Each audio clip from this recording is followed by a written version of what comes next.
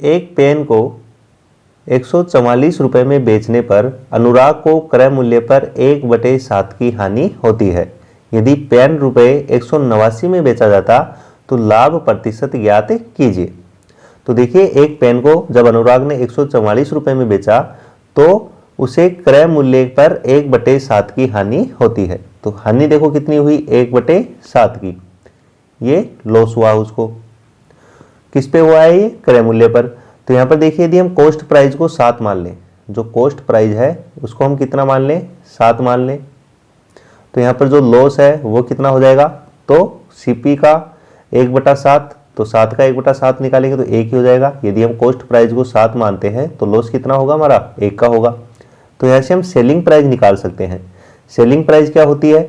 Selling price होती है cost price और इसमें से माइनस कर दो किसको? लॉस को। तो कॉस्ट प्राइस कितनी थी हमारी? 7, और इसमें से माइनस करेंगे कितना? 1। तो यहाँ पर जो हमारी सेलिंग प्राइस है वो आ जाएगी कितनी? 6। सेलिंग प्राइस आ जाएगी कितनी? 6। तो यहाँ पर बोला क्या है? यदि 189 रुपये में बेचा जाता तो लाभ प्रतिशत ज्ञात करो। तो यहाँ से हम उसका ओरिजिनल सीपी मालूम करेंगे। तो यहाँ पर देखिए, पहले बेचा कितने में था? 144 में, और बेचा कितने में? यहाँ पर देखो 6 में। तो 6 जो है, ये 6 यूनिट जो है ये इक्वल है किसके? 144 के। तो यहाँ से 1 यूनिट की वैल्यू हमें पता चल जाएगी। 6 से ये कैंसिल आउट होगा तो कितनी बार होगा? 6 दूनी 12 और 6 चौक 24। तो 1 यूनिट की वैल्यू जो है वो कितनी है? 24 रुपये है। कितनी है? 24 रुपये है।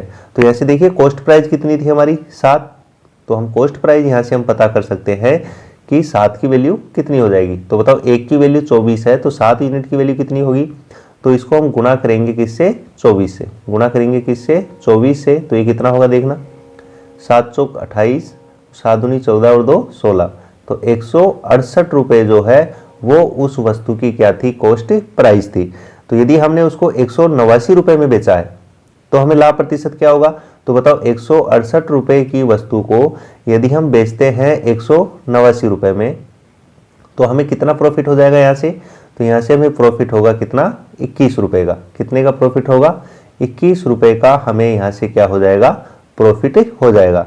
अब यदि हमें परसेंटेज में बताना है तो परसेंटेज में जो प्रॉफिट है वो कितना होगा?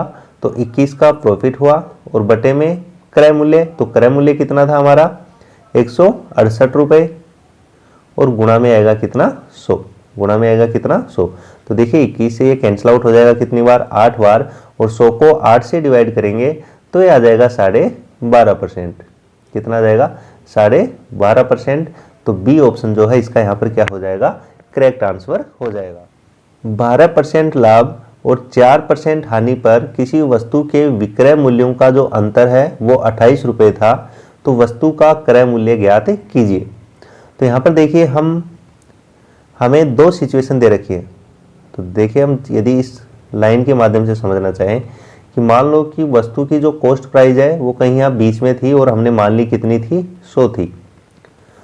तो यदि 12% के लाभ पर इसको बेचते हैं, यदि 12% के प्रॉफिट पर यदि हम इसको बेचें, 12% के प्रॉफिट पर यदि हम इसको बेचेंगे तो कितना होगा? ये 12% के प्रॉफिट पे यदि हम बेचेंगे तो 100 रुपये की वस्तु को 12% के प्रॉफिट पे बेचेंगे तो ये कितने में बिकेगी? 112 में।